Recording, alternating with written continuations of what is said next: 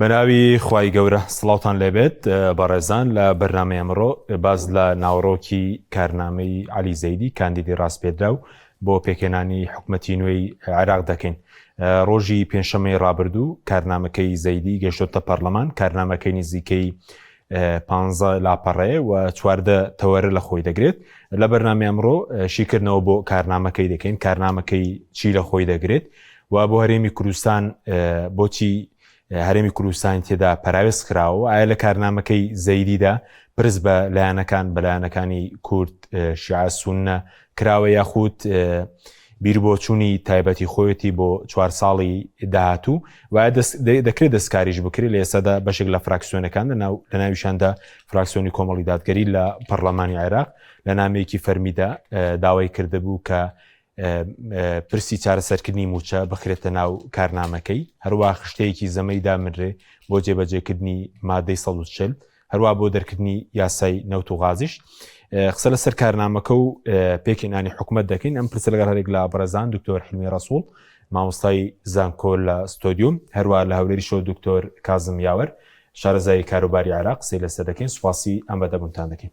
دکتۆر حیلمی بەخێر بێک لە بەڕێزتانە دەست پێکەین. دەمێت سەرنجی بەڕێز بزانم بە شێوێکی گشت لەسەر کارنامەکەی زەیدی کە پێنجشەممەی ڕابردوو گەشتۆتە پەرلەمان و بڕیار لە مافێە دەنگی لەسەر بدرێ. سەرنجی چیەوە بە شێوی گشتی کارنامەکە چی لە خۆی دەگرێت؟ بەناوی خوا سپاس بۆ ئێوە و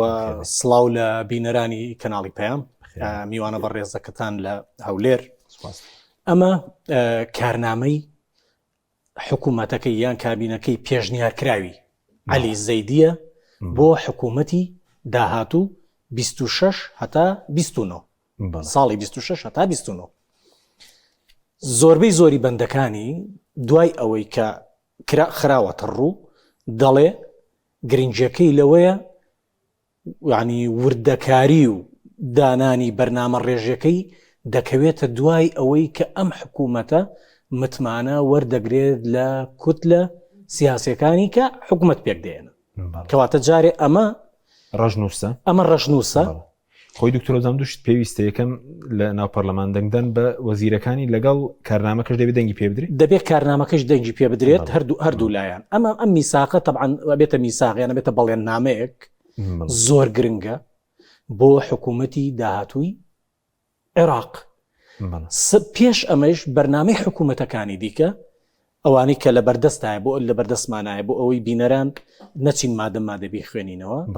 کارنامەی حکوومەتەکانی پێش ئەویش زۆر لەمە جوانتر، زۆر لەمە نمونەییتر، زۆر لەمە ورتریش بوو. بۆیە گرنگی لە بەشداریکردنی کورد و لایەنەکانە لە دوای ئەوەی کە متمانە بەم حکوومەتە دەدرێت. طبعاً ئەوەی کە ئاماژەی پێکراوە کورتەکەی بریتە لەوەی ئەوەی کە ئەو جەختی لێ دەکاتەوە سەروەری ئەمنیە، سەروەری ئاسایشە، ئەویش بریتە لە چی؟ حەسرکردنی چەک یان چەک تەنیا لە دەستی دەوڵەتدا بێ. ئەمە لە عێراق دەبوونی نیە بەڕاستی، بە هیچ شێوەیەک بوونی نییە تا ڕادێک بە هەندێک دام و دەستگای حکوومەتی هەرێمی کوردستانیشەوە کە ئەمە زۆر گرنگە ئەگەر هەموو لایەن بڕایان پێبێ. دووەمیان بریتە لە سیاسەتی دەرەوە کە دەڵێ ئێمە عێراق دوور دەخەینەوە لە ململانێ نێودەوڵەتەکان کە عێراق لە چەقی ململانێ نێودەوڵەتەکانە لە ساڵی 2023 هەتا ئێستا بەبێ ڕەزامەندی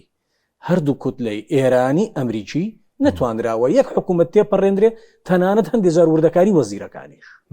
باشە چاکسازی ئابووری و دارایی عێراق لەو پەڕی خراپی باری داراییە جگە لەوەی کە وڵاتێکی دەوڵەمەندە ڕاستە احتیاتی هەیە، ئاڵتونی هەیە، شتەکانی هەمووی مەزبوطە وەکو دەوڵەتێک ماوەتەوە. دەنا کاتێک کە تۆ دەچی تحقیق دەکەی وردەکاری دەکەی لە ناو دام و دەستگاکانی عێراقا، شتێک نییە کە بڵێ ئابووریکی بێز، ئابووریکی ڕێعیە. ڕێعی واتە پشت بەستن تەنیا بە داهاتی نەوت. ئەوەی کە داهاتی نەوتی تێپەڕانەوە ئێستا لە مانتیقەکەیە بە تایبەتی لە وڵاتانی دەوروبەری خۆمان لە خەلیجە تەنیا شانشینی سعودیەیە کە 130 داهاتەکەی ئیستەنا ڕێعیە. 130 کە ئەمە ڕێژەیەکی زۆر زۆرە. عێراق دەتوانین بڵین 199.99 ئەمە بەڵێ بۆ چۆنی من نییە، بۆ چۆنی خەبیرەکانی اقتصادە کە لێکۆڵینەوەیان لێ کردووە. مەسەلەی وزە و کارەبا تا ئێستا چەندین ملیار هەندێک دەڵێن 27 هەندێک دەڵان 7 بۆ وزە سرف کراوە و بە هیچ شێوەیەک تا ئێستا وزەی عێراق لە شوێنی خۆی دانیە بڵێ خاوەن وزەیەکی غاز و نەوتی وا بێت کە لە پێناو خۆی بەکار پشت بە دەرەوە دەبەستێت. کەرتی بەرەمێنان دەرمان و خۆراک مۆدێرنکردنی کەرتی کشت و کاڵ دابینکردنی ئاسایشی خۆراک کاتێک کە سەیری پسوولەی خۆراکەکەیت و ئاسایشی خۆراکی عێراق بینی طبعاً پێتەڵم هەمووی نمونەیە لەسەر کاغەز وەکو کۆمارەکەی ئەفلاتۆن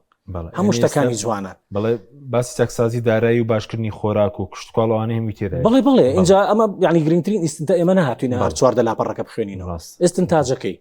مەسەلەی حکومڕانی گەندەڵی یعنی ئەڵێ دەبێ کەمکردنەوەی ڕۆتین باشە بۆ نمونە لەگەڵ بەرەنگاربوونەوەی گەندەڵی ئەمە چی لە ڕێگای چیەوە لە ڕێگای ئەوەی نەهێشتنی کاروبار و معاملەیەکی بەسیتی هاوڵاتی عێراقی کە زۆر بە قورسی دەڕوا ئێستا بەبێ بەرتیل تەنانەت ئیجازەیەکی ساحقیشت بۆ دەرناکرێ لە دەوڵەمەندترین دایرەکانیشانە بۆی ئەمانە دەڵێن دەبێت بە دیجیتال بکرێ و ڕوبەڕووی ئەم گەندەڵیە ببینەوە. مەسەلەی خزمەت گوزاریە کۆمەڵایەتیەکان بیمەی تەندروستی لەگەڵ بێکاری هەردووچیان کێشەیەکی زۆر گەورن کە ڕۆژانە دەبین ئەساد لە خەستەخانەکانی عێراق بەراورد بە هەرێم لەوێ باشترە سەرەی بیمەی کۆمەڵایەتی بڵێن چاودێری کۆمەڵایەتیە 6 ملیۆن کەس لەوێ سوودمەند حەکیم لێرە لە 2016ەوە ئەوەی کە چاودێری کۆمەڵایەتی خێزانی بێسەرپەرشت و ئەوانە بەردراوە. ئێرە جارێتر لەگەڵ توە ساڵی لە ساڵەکان باسم کرد لێرە هەموو کەرتەکان بەرە و پارە ئەچێ بەرەو کەرتی تایبەتە چێ کەرتی حکومی دەبێت دوعا بکە یان لێر ناو قەومیان نەخۆش نەکەوی نەخۆشیەکی واکە تۆ پێویست بە سەرینێ بێ لە سەری پاڵکەوی لە کوردستانە بەرەو زەحمەتی و بەرەو خراپتر بوون دەچێ. باشە ئەمە وەکوتم ئەمە بەرنامەیە لەویش چۆنەڵی گواستنەوەی ئەزمموی هەرێمی کوردستان بۆ عێراق خەریکە بەرەوە چێوانی بەرەو کەرتی تایبەتیە بن لەم چاولێکردن و لەو شتانە دەبینن داهاتەکەی گەلێ زۆرە و خەڵکیش مطیعە لە عێراقا ئەمە هیچێت لە خاڵەکان ترێتی مافەکانی لاوان ئەوەی کە ئەو باسی دەکات من زمنی مافی مرۆڤ لەگەڵ ڕۆڵی ژن و پەرەپێدانی وەرزش هیچ ژنێک تاقوتەرا نەبێ لە هەرێمی کوردستان و لە عێراقیشدا ئەوەی کە ئەوڵێ کە ژن بێتە پێشەوە بۆ ئەوەی کە ڕۆڵی هەبێ لە دروستکردنی قەرار زۆربەی زۆری ئەمە دەبینین حزبەکان کە پشت بە ژن و کاندیدی ژنە بەستن بۆی بە کۆتا بڕاو بە 100 دەنجێک جێ پێ پڕکرێتەوە ئەمانە هەمووی تەحەدین کە لەم کارنامەیە هەیە حەزەکەی دوایی دووەم ئاخری میکانیزمی جێبەجێکردنە باشە میکانیزمی جێبەجێکردن دەبێت زۆر وریابێ کورد لەمەیە بە جۆری ئەمەدایان ناوە دەبێت زۆر کاتێکی بۆ دیاری بکرێت بۆ جێبەجێکردنی ئەم بەرنامانەی دێمە خزمەتت بەس بۆ ئەوەی تایبەت بە هەرێمی کوردستان شتێکی ئەو تویتێنە دێمەوە خزمەتت کاکتۆر کازم جەنابیش بە خێر دەمانەوێت سەرنجی بەڕێز بزانین بەر لەوەی کە بچینە سەر پێکێنانی حکوومەت سەرنجی بەڕێز بزانم لە سەر کارنامەکەیەوەی کە نێردراوە بۆ پەرلەمان پێ دوایە بۆ چوونی لایەنەکان وەرنەگیراوە بڵێن وەکو پێکاتەی کورد وەکو شیعە وەکو سونە بۆ چوونی تایبەتی خۆیەتی یاخود بڵێن بۆ چوونی لایەنەکان لە ناو پەرلەمان وەردەگیرە ئێستاندێک لایەنیش بڵێن نووسراویان کردو بۆ سەرۆکایەتی پەرلەمانی عێراق. بەڵێ زۆر سپاس بەم دەرفەتە سڵاو بۆ بینەر و بیسەری کەناڵی پەیام سڵاو بۆ میوانەکەتان. بەڕاستی کارنامەی ڕاستپێدرا و سەرۆکوەزیرانی عێراق عەلی زەیدی لەبەرەوەی کە کوتلە سیاسیەکان هەوڵیاندا ئەم پۆستانەی کە پۆستی سەرەکیەکان خاستن پۆستی سەرۆکوەزیران بۆ ئیتاری تەنسیقی تەرخان کراوە کە بەناو مکەوینی شیعە پێکاتەی شیعە بەڵام ئەو هەوڵانەی کە بۆ مالیکی یان بۆ سۆدانی یان ئەوانەی تر هیچیان بەشیان نەبوو لەو پۆستەی ئاخر ئەوەی کە عەلی زەیدی هەمومان دەزانین عەلی زەیدی کە مڕەشەحێکی تەسویەیە مڕەشەحی تەسویەی لە 90 دەرەوەی عێراقە ینی بریاری اختیاری کوتلە سیاسیەکان نییە. ئەو کارنامەی کە ئێستا نابەس ڕەئی کوردی تێدا نییە، بەڵکو ڕەئی سونەشی تێدا نییە و شیعەکانش عینەن ڕەیان تێدا نییە. زۆربەی خاڵەکان ئەگە بەوردی بخێنین ئەو خاڵانەی کە لە کارنامەکە هاتووە، هەمووی ئاماژە کراوە بەو خاڵانەی کە ئابووری زیاتر ئابووریە، زیاتر ئەوانەی کە ملاحەزاتی ئەمریکای تێدا بوو یان ئیران. بەڕاستی ئەو خاڵانەی کە نێوان ئیران و ئەمریکا هاتووە کە مامەڵەکردن لەگەر فەسائیلی دەرەوەی حەشدی شەعبی، مەبەستم حەشدی شەعبی نییە، حەشدی شەعبی لێرە لە ناو کارنامەکە دووەم یا سێەم خاڵ هاتووە کە حکوومەت هەوڵ دەدا بۆ ینی تەدریبکردنی حەشدی شەعبی و تەنظیمکردنی حەشدی شەعبی، کە دەیانەوێ مؤسسەی حەشدی شەعبی بیکەن مؤسسەیەکی ینی نێزک لە مؤسساتی ئەمنی وەک دیفاع و یان ناوخۆ وزارەتی ناوخۆ. بەڵام ئەو فەسائیلانەی کە لەسەریان کێشەی نێودەوڵەتی هەیە، کێشەی حتا لە ناو عێراق هەیە، بە وردی ئیشارەت پێی نەکراوە چۆن مامەڵە لەگەر ئەو چەکدارانەی کە دەرەوەی یاسا کار دەکەن، ئیش دەکەن، لەبەرەوەی حکوومەتی عەلی زەیدی حکوومەتێکی تەسویەیە، حکوومەتێکی بینی ئیران و ئەمریکا نەوعێک تەسویەک یعنی ئاماژە پێکراوە، یعنی چۆن دەرەی ئێستا لە ئیعلام لە میدیا لەوانەی تر باز نەکراوە، بەڵام لەوانەیە چەند مانگ پاش ئەوەی یان لەوانەیە ساڵێک دوو ساڵ ئەو ئیتیفاقاتانەی کە لەگەر ئیران و ئەمریکا دەکرێتن ئەکید یعنی ڕوون دەبیتن بۆ ڕەئی گشتی لە عێراق و لە حتا لە دەرەوەی عێراق. کوتلە سیاسیەکان لێرە بە وردی کە دەخێنین کوتلەیەکی سیاسی لە عێراق، ئەوانەی بە هەرێمی کوردستانیشەوە هیچیان ملاحەزەیان نییە لەسەر کارنامەی عەلی ئەزەیدی. ئەمن بەخۆم تاقیبم کرد هیچ کوتلە سیاسیەک ئەندام پەرلەمانێک هیچیان نەوتوە کاکە مثلەن ئەم خاڵە لێرە زیادە یان کەمە، یان دەمانەوێ مەطالیبی ئەو خەڵکەی کە ینی دەنجیان بۆ ئێمەی داوە ئێمەش ئەم متمانەیە بۆ عەلی زەیدی تەرخان دەکەین، بەڵام بەرامبەر ئەو خاڵانەی کە هاوڵاتی داوای کردووە هیچ ئەو شتە یعنی ئاماژە پێ نەکراوە. هەمویان دەزانن کوتلە سیاسیەکان لە عێراق بەگشتی ئەم حکوومەتە حکوومەتێکی فرسەتێکە، ئەوەی هات چی بەدەستی دەکەوی حاصلی دەکا هەر ئەوەندەیە، لەوە زیاتری تێدا نییە، یعنی ئەوەی دێ وەرەگری، ئەوەی نەیە هیچ وەرناگری، لە ناو گەمەی سیاسیش دوور دەکەوی. لەبەرەوە ئەو حکوومەتە حکوومەتێکی ینی پشتی دەرەوەی عێراقە، ئەمریکایە کە هەمومان لە یەکەم ڕۆژەوە ترامپ وتی ئەم سەرۆک وەزیرانە ئێمە لێ رازین، ئەوە اختیارێکی زۆر زۆر مناسبە بەرەو دیموکراسیەتە، بەرەو ئیستقراری عێراقە. هەمومان دەزانین دیموکراسیەت ئەوەیە کە خێندنەوەی سنووقی دەنگدانە. عەلی زەیدی بە سنووقی دەنگدان نەهاتیە، هیچ عیلاقەی بە هەڵبژاردن و هاوڵاتی و یان عملیای سیاسی هەر نەبووە. بەڵام هەمومان دەزانیم ترامپش ئەمریکاش بەرژەوەندی خۆی هەیە لە ناوچەکە لە عێراق، ینی گەمەی بە مصطلحاتی سیاسی و ئیعلامی گەمەی دەکا لە عێراق و لە منتەقەکە. بەرژەوەندی ئەمریکا سەرەوەی بەرژەوەندی تاچی هاوڵاتی عێراقیە.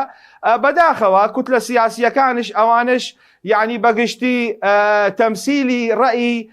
گشتی عێراقی ناکەن، یعنی ئەو ئینتیخاباتانەوە هەڵبژاردنانەی کە لە عێراق دەکرێتن ئەمریکاش باش دەزانی، ئیرانش باش دەزانی تەمسیلی شعبی عێراقی ینی بە تەواوی ناکاتن، لەبەرەوەی ئەوان لەبین خۆیان تەوزیعی ئەو دەستکەوتانەی کە ینی پۆستەکان ئەوانەی تر ینی پارەیە ئەو شتانەیە لەبین خۆیان دابەش دەکەن هاوڵاتی بەداخەوە. ینی من خوێندنەوەی ئیستا بەو کارنامەی کە دەکەم بۆ هاوڵاتی لە 105 تێدا نیە، هیچی تێدا نیە بەداخەوە، ینی بۆ هاوڵاتی تاچی عێراقی لەو 4 ساڵەی هیچی بۆی نییە، لەوانەیە بەس یان نەهامەتی و یان ئەگە نەرێن ماڵوێرانی بەس نەهامەتی ئابووری نەهامەتی ینی سیاسی لە عێراق زیاتر قوڵ دەبیتن لەبەرەوەی کە ئەو ڕێکەوتنی ئیران و ئەمریکا ئێستا لەو دۆخەی لەسەر حیسابی ناوچەکەیە، لەسەر حیسابی عێراق و هاوڵاتی عێراقیە بە دەرەجەیەک. لەبەرەوەی کە ئێمە نەبەس ئەوەی دەرێن کە حتا ئێستا عەلی زەیدی هیچ ئاماژە نەکردووە کە ئەو ڕووداوانەی کە لە هەرێمی کوردستان ڕۆژانە کە هاوڵاتی شەهید دەکرا یان بیری نەوت و ئەوانەی تر ینی ئستیهداف دەکرا، هیچ نەتەعویز ئیدانەی کردووە، هیچی نەکردووە. یعنی سەروەری عێراق لە چیەوە دێتن؟ سەروەری عێراق هەر ئەوە نییە دووسێ خاڵە کەلیمەیە لە کاغزەکە بنووسی لە پەرلەمانش بخێنی متمانە وەرگری. ئەی ئەو خەڵکەی کە ماڵ و حاڵی خۆی هەمووی یعنی بە چەکی عێراقی یان بە چەکی ئیرانی یا بە چەکی ئەمریکی ینی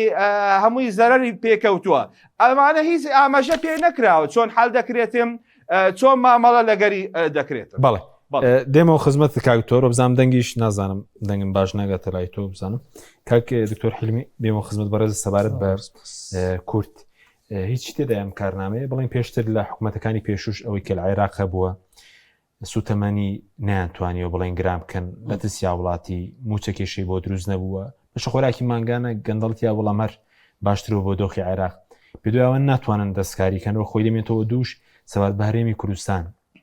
هیچی تێدایە کارنامەکە؟ طبعا کارنامەکە ئەمەوێ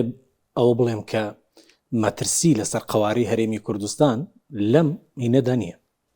لەم چوارچێوەی کە دانراوە خوێندرێتەوە. ئەوەی کە کاک دکتۆر وتی کە زۆر بێبەهایە، ئێمە سەرەتا باسمان کرد ناوەخنەکەی زۆر زۆر زۆر باشە، حتاکو ناوی ئەوەیە کە هاوبەشی هاوسەنگ و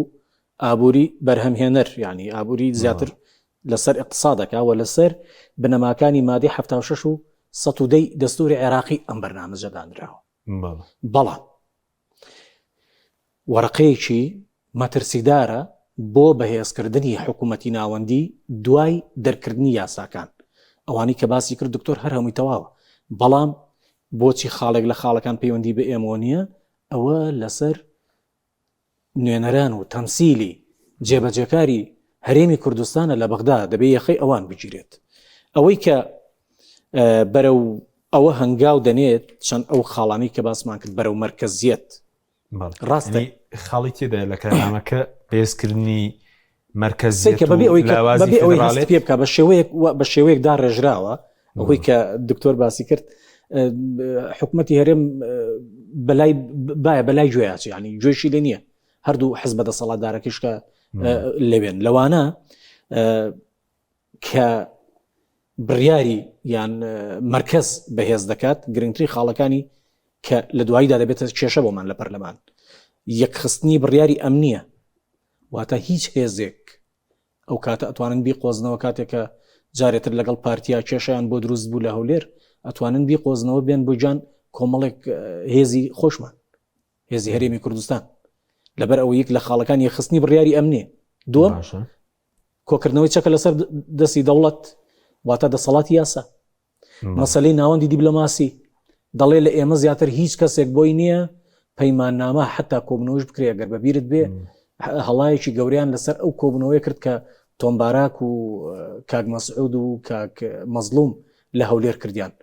کە بە جۆرەی دەستوور ڕێپێدراو بوو، بەڵام ئەوان بەزم و ڕزمی خۆیان هەر کرد بەوەی کە هەرێم ئەو مافەی نییە چونکە لە ڕووی پرۆتۆکۆڵی بۆی هەیە میوانداری بگرێتە خۆی، بەڵام هیچ قرارێک لای هەرێم نییە. مەسلەی یاسای نەوتوغاز ئەوەی کە لە چەند ساڵە پەچی کەوتووە خۆ لە ناو پەرلەمانە یەک لا ئەبێتەوە ئەمانە هەمووی بۆ بەهێزکردنی چۆنە لەوانە کۆنتترۆلی ناوەند بەسەر سامانی وزەدا ئەوەی کە ئەوان ئاماژیان پێکردووە. مەسلەی دامەزراوە دارایی و ناوەندەکان ئەنجومەنی باڵای وەبەرهێنان کە دەسەڵاتی ناوەندی بەسەر ئابووریدا لەمە دووە زاڵە بێ ئەگەر ئەم سیاسەتی دەرەوە سیاسەتی باشە وزە دارایی ئەوانە مرکزی بن مەسەلەکە دەبێ هەمووی ئەڵێ دەبێ مرکزی بێ بەپی ئەمە اینجا کە مەسلەی بەرنامەی داڕشنی ئەوەی حکوومەتێکی ورد هەرێمی کوردستان هەموو پارێزگاکان پابەندەکە ئەوەی وابزانم کاک ئەحمەد حاجی ڕەشید لە بەرنامەکەی کۆمەڵی ئەمڕۆ ئاماژەی بۆ کردووە وەکو خەمخۆریەک کە بینیم ئەوەیە کە دەبێت نەوعێک لە تایبەتمەندێتی بە هەرێمی کوردستان بدرێت خراوەتە ئاسی پارێزگاکان لە دەڵێ دەبێ وەکو پارێزگام ناویات و لە سەر جەم پارێزگاکان دەبێ وەکو یەک مامەڵەیان لەگەڵا بکرێت بەهێزکردنی هەیبەتی دەوڵەت مەبەستی چی لای ئەو برادرە، یعنی سربەخۆی دامەزراوەکانی بۆ مامەڵەکردن لەگەڵ هەموو کێشە ناوخۆیەکان اینجاوتمان دیجیتالکردنی داهاتە باش کەوتە دیجیتالکردنی داهات لێرەیە حکوومەتی هەرێمی کوردستان خۆمان نەزانین داهات و بەرهەم و شتی حکوومەتی هەرێمی کوردستان ناشەفافە بەرامبەر بە هەرێم و بەرامبەر بە بەغداد کەوتۆرەوەی کە تایبەتە بە کوردستان مەسەری چارەسەرکردنی موچە چارەسەرکردنی دەڵێ کار دەکەن بۆ دەرکردنی یاسای نەوتوغاز بە مادەی 140 ئەوانە هیچ شتیان نییە خۆ لە کارنامەکانی پێشووتریش هەبوون بەڵام جێبەجێ نەکرا بەزەم جارە هیچ شتیان نییە بڵین سەبارەت بە موچە بڵێ موچە چارەسەر دەکەن سەبارەت بە مادەی 140 سەبارەت بە یاسای نەوتوغاز شتێکی کاتی دانابیانی بڵێ لەو کاتە دەری دەکەین دوای ئەوە هی بسانەکەوێتە ڕێکەوتنی نێوان کوتلەکانەوە ئەم مەسەلەی دروست دەکرێت. مەسەلەی موچە ماوەتەوە سەر شەفافیەتی هەرێمی کوردستان لەگەڵ حکوومەتی بەغداد لە ڕووی ئەو یاسایانەی کە دەرەکرێ بە پێی ئەو دەستوری کە هەیە ئایا حکوومەتی هەرێم ئێستا داوێتی سۆمۆ ئێستا داهاتی ناوخۆمان هەیە داهاتی ناوخۆکە ئاگاد لێ بە چ زۆرێک ئەینێرن بۆ بەغداد حتا ئەوە مانگی پێنجە چەنی پێنجای باشە دەی پێنجە ئەمان کێشەیەکیان نییە لەگەڵ ئەوەی کە هاوڵاتیەکانی ئەم هەرێمە تووشی دەردەسەریە بن تووشی ماڵوێرانیە بن تووشی چیە بن ئەمانە ئەو خاڵانە بوون لەم ڕەشنووسەیە کە ڕەنگە حسابی بۆ نەکەن بەڵام لە دوای ئەوەش کە دەستنە پەرلەمان هەمان ئەو برادرانی کە پێشنیاز کراون جێگری سەرۆک وەزیرانە وەزیرەکانی پێشووە لەگەڵ ئەندام پەرلەمانەکانیان چکن ئەگەر ئێمە ڕێککەوتنمان نەبێت لەگەڵ کوتلەکانی دیکەی شیع و سوننەیە بەڕاستی بە دەنجی ئێمە یاساتی ناپەڕێ لێوێت پێویستمان بە ڕێککەوتن و لێک تێگەیشتنێکە ئەم لێک تێگەیشتن و ئەم ڕێککەوتنێش دەبێ حکوومەتی هەرێمی کوردستان پارتی و یەکێتی بە تایبەتی وە بە تایبەتی تر پارتی ئەوە بخوێننەوە کە جیلی یەکەم و دووەمی فەرمانڕەوایانی عێراق ئێستا بوونیان نییە خاتر و خۆتر و مجاملە کە مالیکی یان سوودانی کە لە جیلی دووەمیش بوون ئەوانیش نەمان ئێستا ئەم جیلە گەنجەیە کە پشتیوانی ئەمریکای هەیە و پشتیوانی ئێرانیشی هەیە و ئەوەش پێشان بە کۆمەڵگەی نێودەوڵەتیە دەن کە هەرێمی کوردستان لە ڕەفتارکردنیدا ناشەفافە بەرامبەر هاوڵاتیەکانی خۆی یەکەم جار دووەم بەرامبەر بە حکوومەتی عێراقی کە پێک دێت ئەو حکوومەتی کە نە سندوقی دەنگدان هێناوێتی وەک دکتۆروتی نە دیموکراسیەت هێناوێتی دروست بۆ تەسویەکە بەڵام بەم شێوەیە دەڕا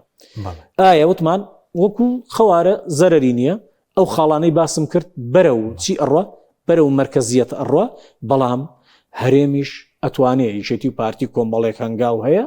دەتوانن بینن بەرەو ئەوەی کە ئەم کار دەکرێت مەرج دەنگدان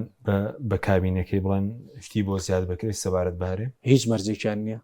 هیچ مەرجێک بە پەلەپەل ئەگەر وەزارەتێکیان بەرکەوێت جاروا بوو شەوان فریاکەوتن نیە درنگانێک هەمویان ڕایانە کرد بۆ مەسەلی وەزارەت و پۆست و ئەو ئیمتیازاتانی کە لە بەغدا بە دارودەستی خۆیان دەریانەکرێت لەسەر وەزارەتەکانی بەغدا شەڕە و هەر کەسە و حسەی خۆی هەیە و حسەکان دیاری کراون و وەزیرەکانیش دیاری کراون و ئەوان بە تەوتین موچیان هەیە و ئەوان لەگەڵ حکوومەتی عێراق و لەگەڵ کوتلە شیعەکان و ئەوانەی کە جاروا هەیە بە خۆفرۆش و جاش و ئەوشتانە نایە بن سەردانیانەکەن دەست لە دەست و شانماچکردن و ملماچکردن و ئەمانە هەمووی بەردەوامە و بەردەوامیش دەبێت تا دەگاتە ئەوەی کە مثلەن لە مەسلحەتی شخصی یان کۆمپانیەکان بدرێت بەڵام ئەم بەرنامەیە دوای ئەوەی کە دەچێتە پەرلەمان دوای ئەوەی حکوومەت تەشکیلەکرێ و یەخەیان دەگیرێ ئەمە وەکو بێلایەنێک کە باسمان کرد کە ئەمە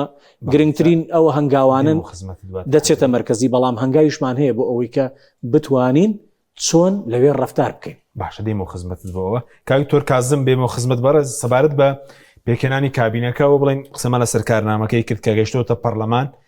و لایەنەکان ئێستا بڵین دەرفەتیەوەیان هەیە کە تێبینی بنێن هەندێکیش لایەنیش بڵێن تێبینیان نردووە بەزۆکو متمانەدان بە کابینەکەی پێ دوای لە ناوەڕاستی مەفتەیە متمانەی پێ بدرێ وایە پشکی لایەنەکان کە پێشتر بوونە کورتچوار وەزارەتیە بوو شیعەکان 12 سونە 6 مەسیحیەکان وەزارەتێک بوو کۆی گشتی 23 وەزارەتە هیچ گۆڕانکارێکی پێ دوایە بەسەردا بێت بەڕاستی پۆستە وزاریەکان حتا ئێستا وەچی خۆیتی بەڵام هەندێک محاولەی هەبوو لایەنی شیعەکان کە وزارەتێکی لشؤون الخارجیە دەرەوەی ینی عێراق ئەم پۆستەش ینی بەڕاستی ینی مناکەفەی بە عەرەبی پێدەرێ مناکەفەی سیاسی لەسەری هەیە کە ئەوان دەیانەوێ وزارەتی دەرەوە کە لە حسەی پارتیە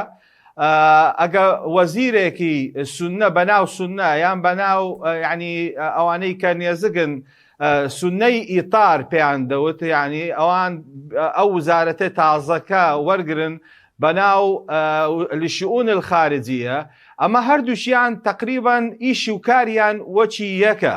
یان دەیانەوێ وزارەتی دەرەوەی عێراق صلاحیاتی کەم بکەن ینی ڕۆلی ینی وەزیرێکی کورد یان وەزیرێکی پارتی کەمیکەن بیدەن بەو وەزیرەی کە تازەکە بەڵام حتا ئێستا یەکلایی نەبووە ئەوە لەوانەیە نەوعی زەختێک بوو حتا هەندێ پارتی یان لایەنی کوردی تەنازولات بکاتن لە جێ دیکە حتا ئێستا وازح نییە و هەندێ وزارت هەیە گۆرانکاری لەوانەیە لەسەری بێ وزارەتی پەروەردە بدرێتن لە سونەوە بۆ شیعە وزارەتی خوێندنی باڵا بدرێتن بۆ سونە یعنی جێ ئالگۆر بکرێتن ینی بەس ئەوەندە باقی وزارەت لەوانەیە سونەکان چاویان لە جێگیری سەرۆک وەزیرانە لە جێگیری سەرۆک کۆماریشە یعنی تەواو ئەو پۆستانە لەوانەیە زۆر ینی تاسیراتی سیاسی نەبی بەڵام بارحاڵ ئێمە هەمووان دەزانین لە ناو عێراق هەر پۆستێک ینی هەر حزبێک ئەگە پۆستێکی وزاری هەبی دەتوانی ئیش بکە ینی بۆ حزبی خۆی نابۆ هاوڵاتی نابۆ دەوڵەت بەداخەوە لەو باردۆخەی عێراق کە ئابووری لەوانەیە سفرە یان لە ژێرەوەی سفرە ئێمە دەمانەوەی هەندێک پۆست زیادکەین وەک سێ سەرۆک وەزیرانی عێراق ببیتن یان سێ چار جێگیری سەرۆک کۆمار یەک بۆ سونە یەک بۆ کورد یان بۆ مەسیحی یان بۆ تورکمان یان ئەوانەی تر ینی بەداخەوە ئێستا ئێمە هەمومان دەزانین عێراق لە باردۆخێکی ئابوووریەکی زۆر مەترسیدارە ئەوان دێن پۆست زیاد دەکەن پۆستەکان تەوزیعی دەکەن کە ئابووری هەمووی ینی هیچمان نەمایە لە بن دەستی حکوومەتی ئیتیحادی هیچی نییە بەڵام ئەوان کە هەمومان دەزانین ئەو کوتلە سیاسیەکان ئەوها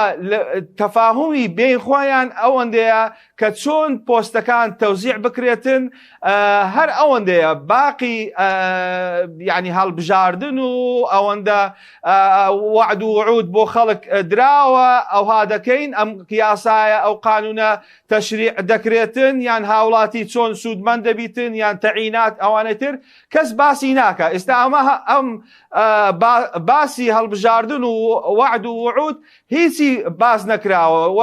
جاران هەر باش بوو لەوانەیە لە کاغز و لە کارنامەی حکوومەتی مرکزی یعنی فدرال باز دەکرا. ئێستا ئەوەش نەمایە هیچ باز نەکراوە چی بۆ هاوڵاتیە یان تەعینات دەبیتن یان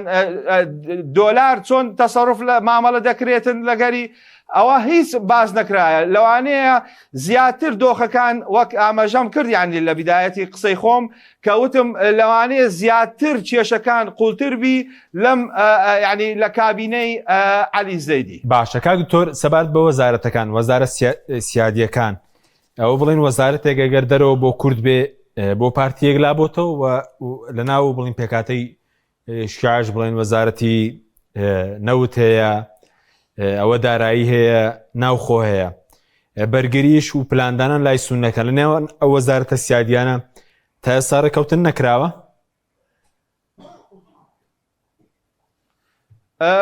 وزارەتە سیادیەکان وەچی خۆی مایە حتا ئێستا گۆڕانکاری لەسەری نییە ینی وزارەتی دەرەوە بۆ کووردە بۆ ینی ئەوش لە حسەی پارتی دیموکراتی کوردستانە وزارەتی نەوت ینی حتا ئێستا هەر لە دەست شیعەیە ینی ئەممان دەزانین لە پاش 2003ەوە حتا ئێستا وزارەتی نەوت هەر لای برایانی شیعەیە و ئەستەمە ینی ئەو وزارەتە بیگۆڕن لەگەر وزارەتێکی دیکە لەبەرەوەی عێراق هەمومان دەزانین کە یعنی لە 1995 دارایی عێراق لەسەر نەوتە و عیلاقاتی خارجی عێراقاتی عێراق دەرەوە لەگەر ئەمریکا یان دەوڵەتەکانی تر هەمووی لە ڕێگای عقودی نەفتە ئەوەش ینی ئەو وزارەتە لە بندستی خۆیان دەرناکەن لەوانەیە ئەو پۆستە لە سەرۆک کۆمار و لە ینی سەرۆکی پەرلەمانی عێراق لە هەمان ئەو پۆستانە گەورەترە ئەو پۆستانە ئەستەمە ینی برایانی شیعە بیدەن بۆ سونە نا بۆ کورد. بەڵێ سوپاس دەکەم دێمەوە خزمەت کاکتۆر دواتر کاکتۆر حلیمی سەبارەت بە هەرێمی کوردستان کارنامەکەی بڵێن ئەگەر بابەتێکی ڕوونیشی تێدا نەبێ سەبارەت بە موچە 140 پاراستنی فیدراڵیەت مەسەلەی دانانی خشتێکی دیاریکرا بۆ یاسای نەوت و غاز دەربکرێ بەس دەکرێت لەوێ ئیش بکرێت دەرفەت هەیە لەم کارنامەیە دەرفەتی تێدایە بە شێوەیەکی گشتی بۆ هەرێمیش دەرفەتەکە زۆرە وتمان ئەم ڕەشنووسە لە دوای ئەوەی کە دەنگ دەدرێت بە کابینەکە ئەو کاتە ئەو بەرنامەجە وردەی کە ئەم پیاوە دایناوە زۆر بە وردی دایناوە و تیمەکەیشی تیمێکی وردن بۆ گەڕانەوەی ئەو دەسەڵاتەی کە شیعە خۆی ئەیەوێت زاڵ بێت بەسەر هەم پارێزگاکاندا هەم بەسەر ئەو قوارەی کە ناوی فیدراڵیە بەڵام ڕێگە چارەکان زۆرن لەوانە یەکەمیان بەڵام ئایا یەکێتی و پارتی کە بەم ئاستە نزمەی سوۆشیال میدیا ئێستا دژیەک هاتوونەتە مەدان و ئەم پارچەی کورد لە نێوانیەکە ئەتوانێت ئەمە لە بەغدا بەدەست بێنیان بەدەستدێنێ ئەمە ناتوانین فاڵی بۆ بگرینەوە ئەمێنێتە ئەم مووقفەی کە دەرەوەی ئەوان و خەڵکی باش و خەڵکی باشی ناوخۆشیان هەندێک جار باز لەوە دەکەن بە چەند هەنگاوێک دەکرێت یەکێک لەوانە بریتە لە دانانی هەر لەگەڵ ئەوەی کە ئەم حکوومەتە پێکات یان لە ئێستادا کە خەریک بن ئەکرێت یان ناکرێت ئەو یەکێتی پارتی خۆیان نەزانن لەگەڵ ئەوانی کە لەگەڵانە بەشدارن پێویستی بە تیمێکی تەکنیکی و یاسایی بەهێز هەیە کە بچێتە ئەو بەرنامە وردەی کە عەلی زەیدی بەتەمایەدای بدە. دووەمیان ئامادەکاریی زۆر بەهێز بۆ مەسەلەی یاسای نەوت و غاز ئەگەر بێت و بە جۆرێک لە جۆرەکان ئەوانتی پەڕێنن سیاسەتی مرکزی بەسەری دازاڵ بێ ئەمە کارەساتێکی زۆر گەورە بۆ حکوومەتی هەرێمی کوردستان و بۆیەکێتی پارتیش ئەخڵقێکە لەو بینەداوان چەند دانە ساڵەکە خەریکی ئەم کێشەیەن و حەل نابێ ئەمیش بەچی تێڕوانینێکی یەکگرتو بۆ ئەم مەسەلەیە کە بەیەکەوە بزانن یاسای نەوت و غاز چۆن تێپەڕێنن لە پەرلەمانی عێراق بەوەی کە چۆن شەفافێتە پارێزن و چۆن دەتوانن بەو شێوە قانونی کە هەیە بەبێ ئەوەی خەڵکی کوردستانی لێ بێبەش بێت لەبەر ئەوەی هەرێمی کوردستان ئەمە وزەی سروشتی خاکەکەی خۆیەتی هین بنەماڵ و کەسەکان نییە کە بۆ خۆیان تەسەڕوفێ پێوە بکەن. مەسەلەی خاڵێکی تر کە دەبێت زۆر ئاگاداربین یەکخستنی بڕیاری ئەمنیە ئەوەی کە حکوومەتی عێراق جەختی لێ دەکاتەوە. ئەی ئێمە چۆن لەناو ئەم چوارچێوەیەدا بتوانین کورد جێگەی خۆی بکاتەوە. مەسەلەی یەکخستنی هێزی پێشمەرگە و ئاسایش و دەستگای زانیاری و پاراستن و ئەمانەیە ئەگەر بێت و هەنگاو نەنرێت بۆ بەلای کەمەوە بەناو یەکخستنی حتا ئەگەر لە ناوەڕۆکیشدا یەک نەخرێ بەڵام ئەمە یەک نەخرێتەوە هەم لەلایەن هاوپەیمانەکانمانەوە هاوپەیمانی هەرێمی کوردستان کە بڵین و نەڵین ئێستا ئەمریکا پشتیوانیشی گەورەی پاراستنی ئەم قەوارەیە و بێجگەلەوەی کە لە دەستورە هەیە. ئەمە مەطلبێکی زۆر گەورەیە کە خەڵکیێکی زۆر هاوار دەکەن خەڵکی ئەکادیمی عسکەری لە ناو یەکێتی و پارتی و دەروی یەکێتی و پارتیش ئایا چۆن ئەتوانین ئەم هێزانە لە بودجەی فیدراڵیدا بودجەی ئەم هێزانی خۆمان مسۆگەر بکەین لەبەرەوەی ڕەنگە لە یارمەتی هاوپەیمانان و ئەوانە بۆ ساڵانی خۆ بەڵام ڕەنگە پێشتر نەکۆکی بکات و لەسەرەوەی کە ئەنگەی پارتیویشی تیژ نیانویست پێ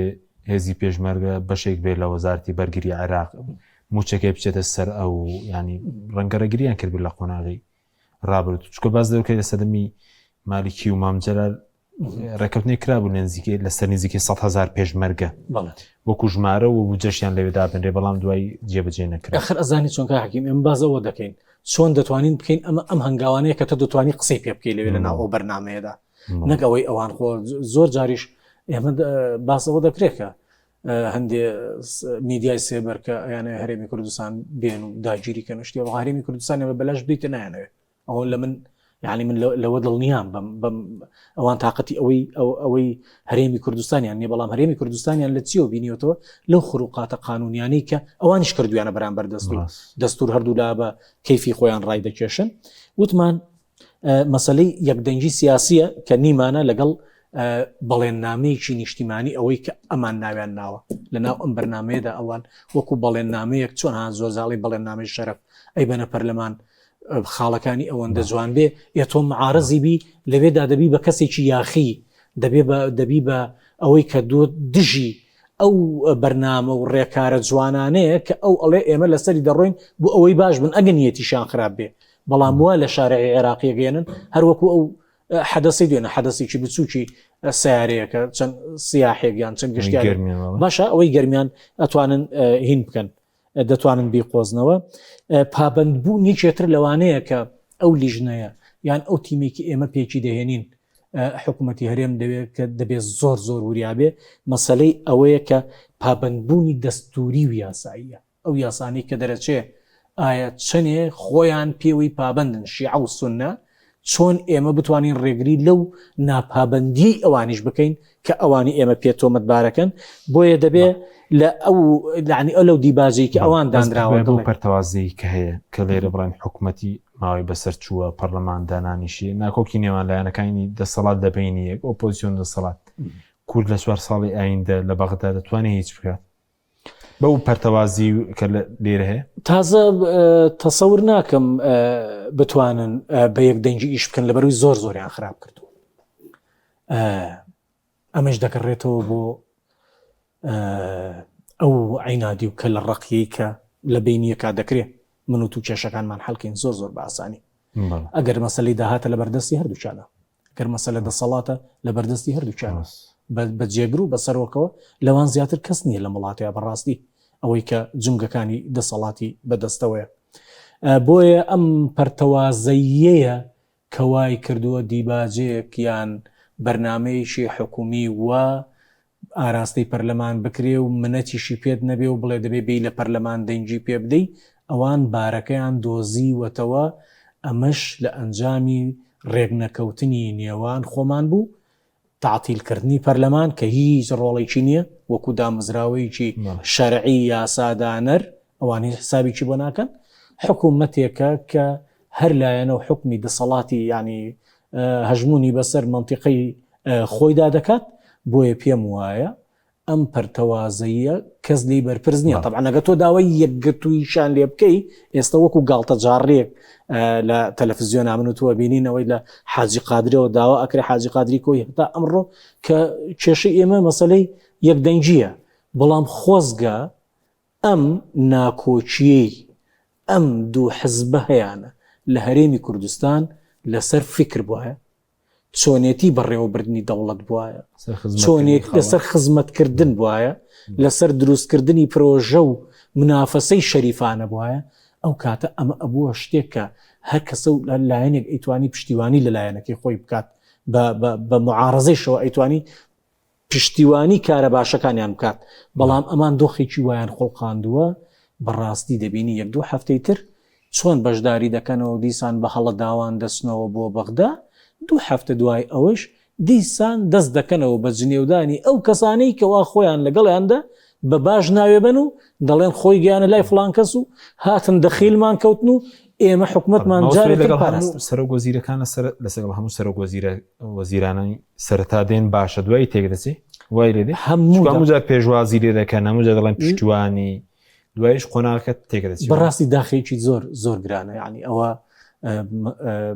دووفاقیەک لە مەسلەی بڕیاری سیاسی و لە ئیعلانی ئەحزابی دەسەڵاتە هەیە کە سەری لە خەڵک شێواندووە. ئەو سەر لێ شێوانەی ژوا دەکا کە تۆ مەسەلەن داوای مافێکی ڕەوای خۆتی لێ بکەی بە خاین بیدا لە قەڵب. طبعاً بە هینیشەوە دەسەڵات نەڵێن دۆخەکە وا خۆڵقاوە ئۆپۆزیسیۆنیشیان لەوتانوە، دەستێکی وایان لە ئۆپۆزیسیۆنیشا هەیە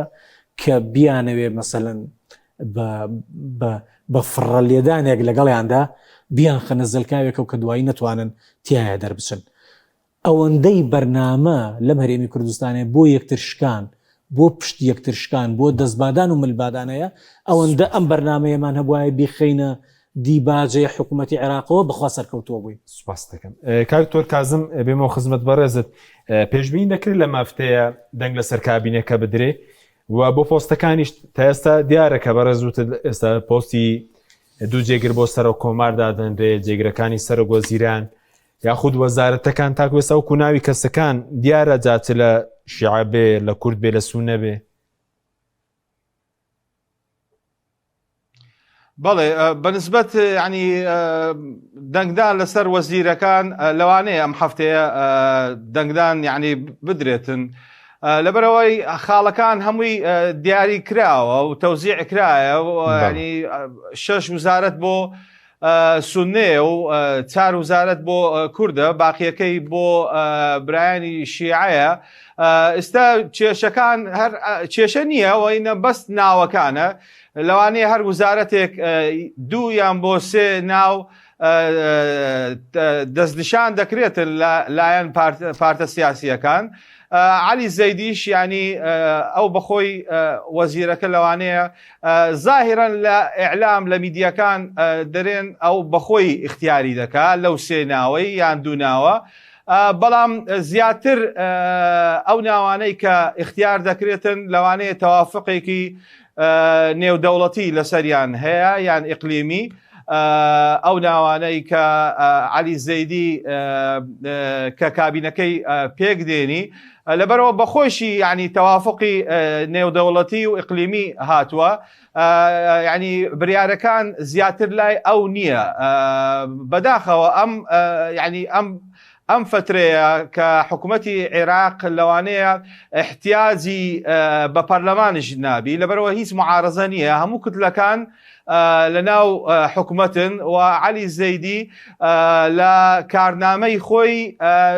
ئیلتیزاماتی زۆر لە سەتا 1-2 ینی ئیلتیزامی پەرلەمانی تەشریعاتی نییە، هەر ئەوەندەیە لە محوەری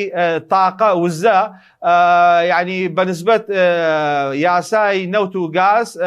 نووسیتی بە عەرەبی هەوڵ دەدەین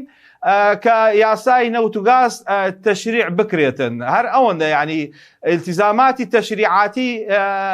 ینی لە پێش پەرلەمان هیچ نییە. لەوانەیە پەرلەمان ینی ئەو 4 ساڵەی کە لەگەڵ علی زەیدی ینی مەشاکلی زۆر دەبیتن لە کە هیچ احتیمامێکی بە پەرلەمان نییە لەو 4 ساڵەی لەبەرەوەی خۆیان چیان هەیە بەدەست عەلی زەیدی تەسلیمیان کرد ئەوەش یعنی کوتلە سیاسیەکی نییە لە ناو پەرلەمان ئەم مراجعەی کوتلە سیاسی خۆی بکە یان لەگەریان دانیشی ئێستا ئەو هەوڵانەی کە دەدا بۆ متمانەکە وەرگرت پاشان یعنی مەصدەری قووەت لە چێن دەرا مەصدەری قووەت لە عێراق یعنی لای ئەمریکا و ئیرانە سەیری ئەو دوو دەوڵەتەی دەکات چۆن چیان دەوێ لە ناوچەکە چی بکرێتن چۆن هەوڵ بدرێتن لەبەرەوەی کارنامەکەی زیاتر یعنی مەطالیبی دەرەوەیە هیچ مەطالیبێکی ناوخۆیی عێراقی تێدا نییە نا بۆ کوردەکان نا بۆ سونە و تورکمان و خریستیان و ئەوانەی تر هیچی تێدا نییە بۆ هاوڵاتی تاچی عێراقی هیچی تێدا نییە یعنی هەمومان دەزانین کە مستەفا کاظمیش لەوانەیە حکوومەتەکەی ئەو هابوو بەڵام هی عەلی زەیدی هەر زیاتر لایەنی دەرەوەی عێراقی گرتووە زۆر احتیمامی بە کوتلە سیاسیەکانی عێراق متمانەی نارێن متمانە یعنی اعتیمادی نییە لەسەریان لەبەرەوەی دەسەڵات ئێستا يعني اعتمادك لسر دروا يعني آبوري عراق لاي أمريكايا أمنية عراق لاي أمريكا وإيران وتعاملات خارجي آبورية يعني أمنية لاي دولة كان داوكان خليجية كان يعني إيران يعني تركيا يعني أمريكا والدولة الأوروبية كان زياتر علي زيدي أو 4 ساڵەی کە لە دەرەوەی عێراق لەگەر ئەو دەوڵەتانەی کە احتیمامیان بە عێراق هەیە لەگەر ئەوان زیاتریشەکە لەگەر کوتلە سیاسیەکان یا پارتە سیاسیەکان ئەوەندە لەوانەیە سەردانی هەر پەرلەمانیش ئەو کاتەی نەبی بچیتن لە ناو پەرلەمان. سپاس دەکەم کاکتۆر کورتی کاتمەندەمەوە جگەلەوەی ناکۆکی ناخۆی پارتی و یەکێتی پێت وایە لێرە لە کوردستان دوای پێکەنانی حکوومەتی عێراق سەرەوە دەکەی پرسی حکوومەتی کاربارەکە بچێتە دادگای فیدراڵی و لێوە چارەسەرێک بۆ پەرلەمان حکوومەت بۆ دۆزرێتەوە لە بەردەمەوە پێشهاتەش دەین ئەو پێشهاتە پێم وایە کە ئەگەر بتوانن ئەو میراتەی بەغا بەشکەن لێرە پێکێنانی حکوومەتی هەرێم ئاسانە بەڕاستی ئاسانترە چاوەڕێ ئەوەیان دەکرد هەردوولایەن کە لەوێ یەکتری چۆن ئەتوانن دەستی یەکتری بابدەن خۆیان تاقی کردەوە و هەردوو لایەن ئیشەکانی خۆیان جێبەجێ کرد و نەیانتوانی کە حکوومەتی ئێمە بکەن و بووینە ئێرە پێک بێنن بووینە جێگەی لۆمەی سونە و شیعە لە عێراق هەرچەند ئەوان تاخیر بوون بەڵاو ئەوەی ئێمەوە تقریبان بەرەو 2 ساڵە چێ و لە خراپترین دۆخیشدا کە پارتی نایەوێ بکرێت دووبارەکردنەوەی ئینە دووبارەکردنەوەی هەڵبژاردنە لە پەرلەمانەیەکی کە لە بژارەکە خۆی باسی دەکەن ناوێتەوە جایە ئەوەی کە لە ئەعلامە باسی دەکا ئەوەی کە نایە خۆی تووشی سەرێشەیەکی تر بکاتەوە بەوەی کە طبعا بە ئەنجامدانەوەی هەڵبژاردن لە هەرێمی کوردستاندا هاوڵاتی کە ڕۆڵێکی گەورەیتیان نەبووە لە سنووقەکانی دەنگداندا بەڵام بە یەکجاری ئەوەی کە کاکتۆریش ئاماژەی پێکرد لە کوردستانە ئەوە ئەبێتە نەریتێک کە سندوق دەسەڵات یەکلا ناکاتەوە ئەو بێهیواییەی کە خەڵکی گەندەڵ وەستەمکار و دەسەڵات دارایانەوێ ئەو تێزە دەچەسپێ لەوەی کە کوردستان پێویستی بە هەڵبژاردنەوەیکی تریش نابێت. سپاس دەکەین بەڕێز دکتۆر حلمی ڕەسوڵ مامۆستای زانکۆ سوپاسیان دەبوون دەکەنەوە لە هەولێرەوە دکتۆر کازم یاوەر شارەزای کاروباری عێراق سوپاس بۆ جەنابیشتان سوپاس بۆ بینێرانی بڕێز سوپاس باوکارانم خواتان لەگەڵ.